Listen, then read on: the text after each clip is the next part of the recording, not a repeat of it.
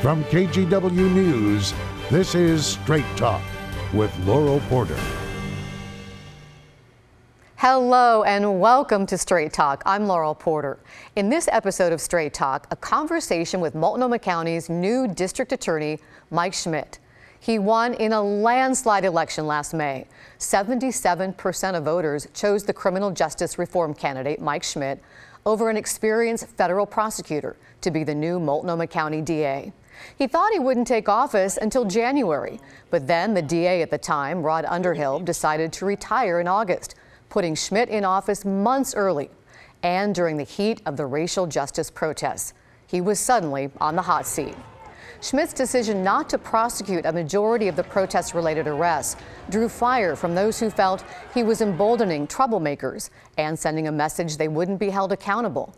But from others, Schmidt got praise. Progressive leaders and those looking for criminal justice reform said his new approach was long overdue. Here with some reflections on his first 6 months in office and what his next plans are, including a push to repeal Measure 11, Oregon's mandatory minimum sentencing law. Welcome to my guest, Multnomah County District Attorney Mike Schmidt. Welcome back to Straight Talk, your first time here since winning election. Thank you, Laurel. It's great to be back with you. When Rod Underhill announced he was retiring early, you really didn't have any time to ramp up before taking office. How tough was that? Well, it was challenging. It was a bit of a surprise. And I had just started to reach out to community members and put together a transition team. And I was looking forward to having the intervening 6 months to thoughtfully, prepare what my first days in office would be like, what policies I could roll out would be like. But then, as you say, I got started on August 1st at the height of what was going on after the death of George Floyd and the protests, and hit the ground running. And you really took a lot of criticism in the beginning when you announced you wouldn't prosecute low-level protest-related arrests. We're talking interfering with a police officer, disorderly conduct, criminal trespassing, things like that. Most of the protest-related arrests referred to your office have been rejected, about 3/4 of them. Many people are still upset and question that and feel you've given a green light to the small group of troublemakers that they won't be held accountable. Do you have any regrets about how you've handled that? Would you do anything differently? No, what I did was I put together a policy that said we're going to actually focus on that small group of troublemakers. You'll recall that the vast majority of people who were out and protesting in the streets were peaceful. And so what I said is I'm going to focus my office's resources on those people who are doing the harm and the damage. The climate that we're in, though, we'll have to remember is during a presidential election where the incumbent was trying to make Portland be a centerpiece of his argument for why he should be reelected.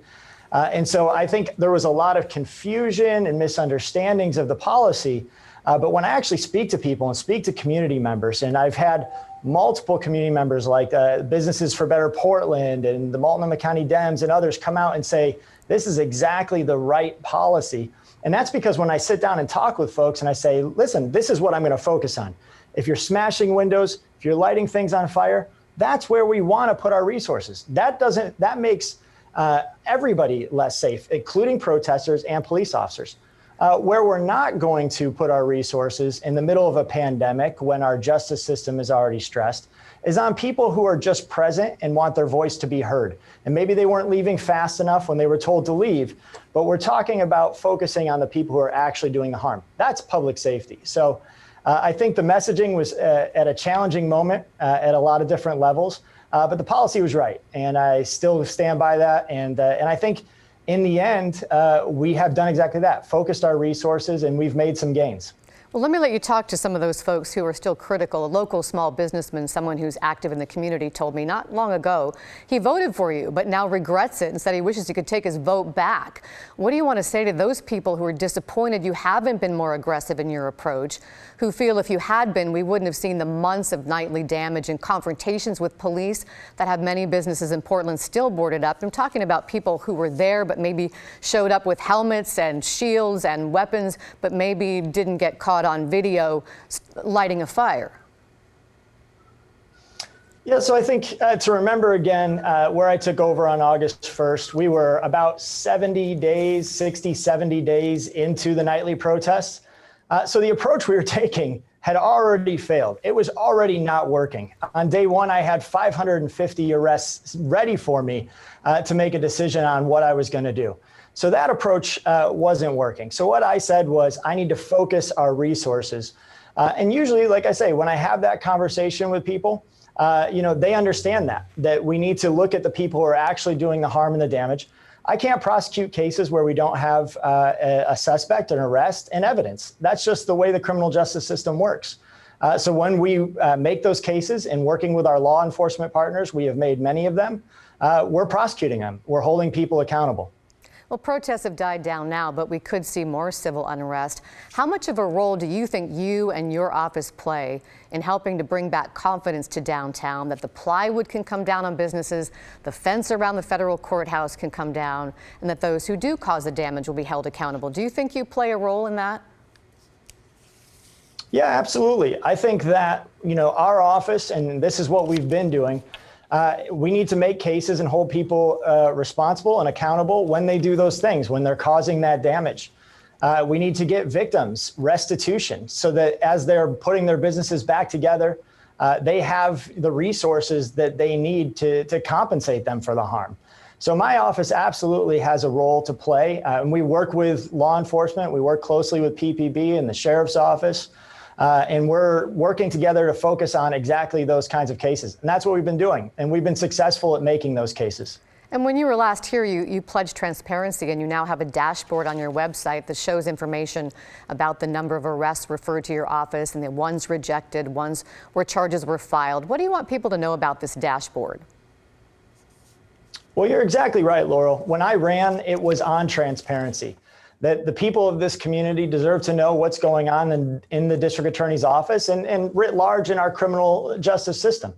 So what this dashboard shows is, one, exactly what we've done. I'm not hiding from it, and I embrace it because I think it's exactly the right approach on how we're focusing this office's resources.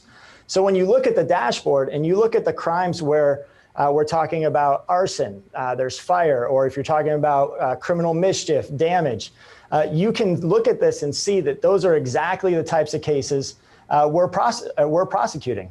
So it's not just rhetoric. You can actually go and see exactly how we're focusing our resources to make this community safer. And I think transparency is crucial to the community buying in and rebuilding trust and legitimacy. In November, on separate occasions, dozens of businesses in the Hollywood and Hawthorne districts were vandalized. Where are you on prosecutions of those crimes? Yeah, absolutely. And, those are examples of when people were smashing windows and damaging businesses. So we're working with law enforcement, we're working with business owners, and we're gathering evidence and doing investigations. And when we have enough evidence to go forward and make some arrests, we'll be prosecuting those cases. Your office has seen budget cuts over the years, and the number of assistant DAs is well below national staffing standards. How does that impact your ability to prosecute cases, and how do you think that staffing could affect your aspirational goals of criminal justice reform? It's challenging. The staffing levels certainly are a challenge. When I explain it to people, the easiest thing for a prosecutor's office to do would be to charge people really heavily and then negotiate easy plea deals to give people probation. That's a good way to resolve cases as fast as possible. What I want to do as the district attorney and the DAs in this office want to do is we want to spend time with our cases. We want to be thoughtful. We want to craft resolutions, sentences that actually get at the root causes of the issue. And it's really hard to do when you're resource strapped. So it's absolutely an area for us where, if we had more time with cases, we could look at more things like diverting people into programs, treatment programs, health courts. We already do a lot of that, but we would love to be able to even spend more time to make sure that we're negotiating the resolutions that actually get to the root causes of why people are in the criminal justice system in the first place. Any chance you'll get more money in the budget? Well, it's a challenging year. Yet again, with the COVID pandemic, I think all levels of government are under financial stress. So we did just submit our budget to the county chair, to their office. And so they're looking at, we were asked, like every agency in the county, to submit a 2% constraint, options for reductions, but then also some additions. And so we put forward some additions, and I will be working with our commission to try to work together and collaborate and see if there are ways that we can make investments to make our community more safe. This last 6 months has been tough in a lot of ways. It got personal for you at times and unsettling. You've received threats, as have other city leaders. What has that been like? Yeah, you're exactly right. And it's not just me, it's leaders across our city, across our state, and across our country. It's a disturbing trend that seems to really be spiking. And I've even seen not elected officials receiving these kinds of threats. Frankly, it's a little bit unnerving at times, especially for my family. But I have great supports in the community. I've got great neighbors who have been super helpful. And so, it is part of the job. Obviously, I would love it for people who are concerned about how the office is run to come to our office instead of my house. But it's a challenging part of the job, no doubt. Did you have to put a fence up around your house? Yeah, my neighbors actually got together and we built a fence in the front yard just to create a space between the front door and the sidewalk to just really kind of demarcate that area. It gives us an extra layer of security. And protesters may have showed up because you were doxxed, your address made public on a website. Is it true the source was someone on the Portland Police Bureau? Well, what we know, and I know the Portland Police Bureau is looking into that, what we know is that it showed up on a website that cited the Portland Police Bureau as the source. Whether or not that's accurate, I obviously don't know. So the Portland Police are looking into that. They're doing internal affairs investigations. And, I think when I talk to police officers, and I've talked to the union president, Brian Hunziker, and others, and we all agree, that's absolutely not acceptable for anybody. And so we have a good working relationship, and they're looking into it. We'll see what they find. Let's talk about what you've called the most pressing public safety issue we face right now, the surging gun violence. In January this year, there are 103 shootings in Portland, more than double the number in January of 2020. The community has called for a stronger response to end the gun violence, and last week, the Portland Police Bureau announced a new investigative team to do that, the Enhanced Community Safety Team. What do you see as your role in addressing the city's escalating gun violence?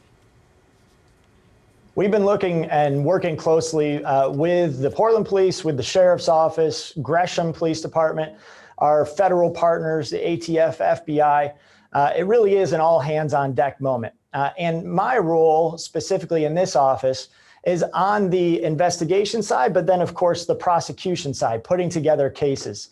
And so what we've been doing is collaborating, sharing information. We do weekly shooting reviews where we're sharing information across agencies, across departments, so that we make sure that we're not looking at these as isolated incidents, but if there are things that tie different crime scenes together, for example, shell casings, things of that nature, evidence that brings them together, that we're looking at the whole picture and we're sharing information with our law enforcement partners. So this is an area where we're collaborating and sharing as much information as possible. And we're making cases. I was very proud, and we put out a press release, I think last week, letting people know that we had made 26 cases in the first 18 days of February. We continue at that clip of putting together cases, and we're going to be holding people accountable. And you said you want to prioritize interventions that disrupt the things that can actually lead to gun violence. Tell us just a little bit about that. Yeah, so there really is, by the time we are involved in a case, a shooting's already happened. There's already a victim or people who have been traumatized by being shot at, if not hit, and sometimes unfortunately killed. That's too late. By the time it gets to us, we're too late. We need to make investments upstream. Why are people involved in gun violence in the first place? Why are guns so accessible in our community? And are we doing everything we can to keep them out of the hands of people who would use them to hurt other people? So we need to make investments in community outreach, in people who reach out and interrupt violence by meeting with people who might be involved in gun violence or likely to get involved. People who show up at the hospitals, like hurt people show up to meet and speak with people who have actually been injured and see if we can get them the services and the help they need. So we really need to do a better job of getting as upstream as we can, because like I say, by the time it gets to us, we're just putting the pieces back together. DA Schmidt, it's time for us to take a break. When we come back, we'll hear more from DA Schmidt on his plans for criminal justice reform, including repealing Measure 11, Oregon's mandatory minimum sentencing law, and his support for giving people in prison the right to vote. We're back in 2 minutes.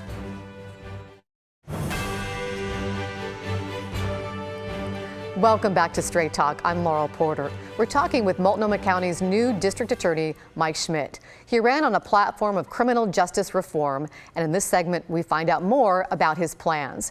Once again, thank you for being here, DA Schmidt. It's great to have you. You won with 77% of the vote, a resounding mandate for criminal justice reform. So there are many people who support your approach and want to see you do bigger things with your office when it comes to criminal justice reform. And one of those big things is repealing Oregon's longstanding mandatory minimum sentencing law, Measure 11. So let's take a look at what Measure 11 is. Measure 11 is a ballot measure passed by voters in 1994. It requires mandatory minimum sentences for about 24 crimes, including murder, serious cases of sex abuse, robbery, and other violent offenses. According to the Oregon Department of Corrections, about 47% of the state's more than 12,500 inmates are serving sentences under Measure 11. DA Schmidt, you want to see the measure repealed to give judges the flexibility to determine the sentences. Why is that? Well, Laurel, the reason is because I think judges are in the best position to make that decision. Prosecutors get to make charging decisions. We get to decide based on the evidence what charges a person we're going to bring. We bring it to the grand jury and we secure indictments.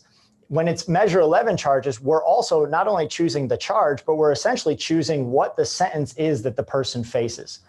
I think a judge ought to decide the sentences. They're in the best position to hear arguments from the prosecution, hear arguments from the defense, and then listen to the victim. And they are in a neutral position, trusted by our community, to make decisions like this all the time. In fact, we trust them with making decisions in almost every other type, in fact, every other type of criminal charge in our system. They ought to also make decisions on these serious crimes.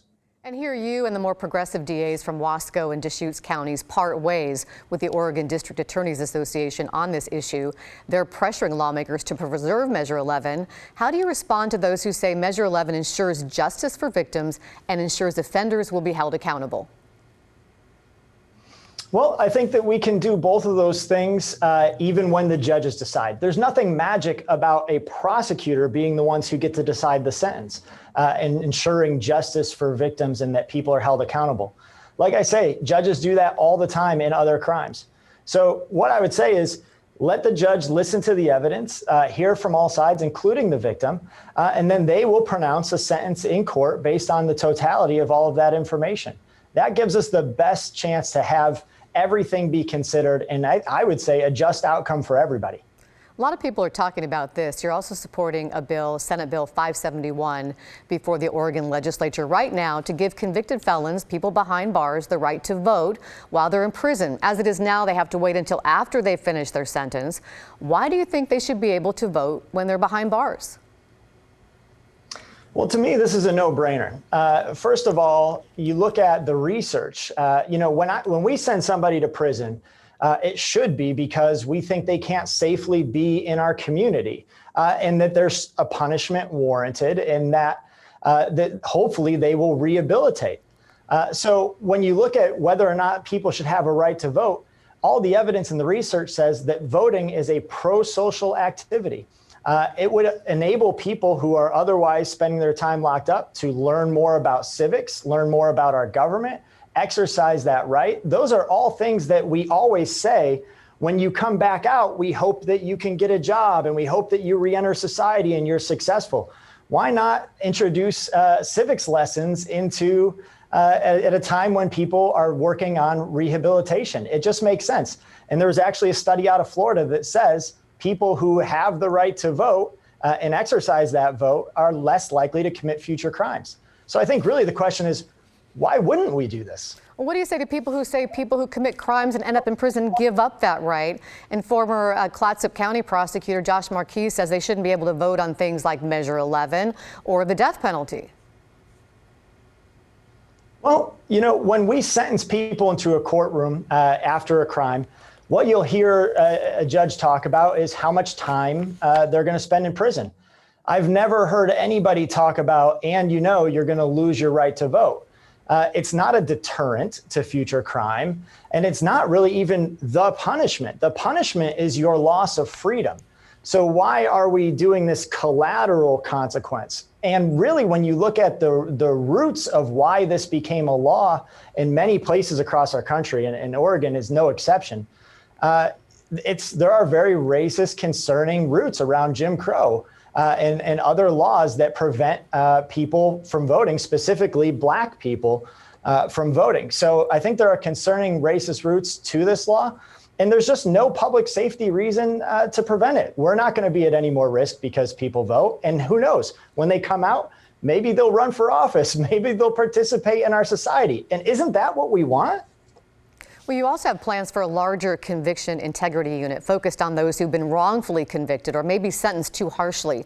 Where are you on that? And can you give us an example of a case that might be addressed in that unit? Yeah, absolutely. So put in my budget request to the county commission to help fund the formation of this conviction integrity unit. It would work on all kinds of things.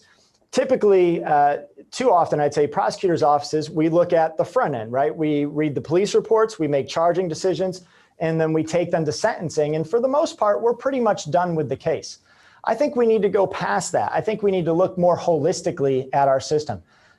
Even with the best intentions, sometimes we make mistakes. We know that. There are tons of examples across our country and even in the state of Oregon where we have made mistakes and we got the wrong person in jail or prison. So we absolutely need to do everything we can to make sure that even when we make mistakes in good faith, we're doing everything we can to correct them. But we can go farther than that. If people serve their sentence and they do everything right, and they're trying to get back into the community, get a job, get housing, get loans for education, all those things, we can help them by getting rid of old convictions in terms of getting those convictions expunged. Maybe even looking at forgiving fines and fees so that people can get back on their 2 feet. So it's kind of when people are doing the right things, when they've served their sentence, how do we help eliminate some of those barriers that they face for having been a part of the criminal legal system? I'll give you one example. There's a case on my desk right now of a man who was convicted over 25 years ago of delivery of cocaine. He's a Black man. And he can't get that expunged off his record because of the way of our expungements laws are. I'd like to see that change. I think after 25 years of not being involved in the criminal legal system, what's the point of preventing him from getting some of those things, housing and loans and all of the benefits, jobs that he can get? There's no public safety reason for that. We're almost out of time, but I want to give you about 30 to 45 seconds to leave a final thought with our viewers. Yeah, thanks, Laurel. Thanks for having me. My final thought is that we're in a hopeful place. When I started at the height of what was happening this summer with the protests, the community was demanding action. And as you said, I was elected overwhelmingly to change the way our criminal justice system works. And we're doing that. We're working on things. And sometimes it's small changes, but they can have big impacts. Looking at how we handle misdemeanors affects an enormous amount of people. So I'm very hopeful about where things are going. And as this pandemic hopefully recedes and things start moving again, I look forward to partnering with the community and partnering with our other actors in the system to make sure that we are having one of the best criminal justice systems locally here in Multnomah County that we can. Well, we wish you the best of luck. Thank you, District Attorney Mike Schmidt, for joining us here on Straight Talk. And thank you for watching and listening. Remember, you can get Straight Talk now as a podcast wherever you get your podcasts. Just search for KGW Straight Talk. Join us next week when the Executive Director of the Port of Portland joins us. Curtis Robinhold talks about the Port's plan to share the wealth with people of color, the poor, and the marginalized. We'll see you next week for Straight Talk.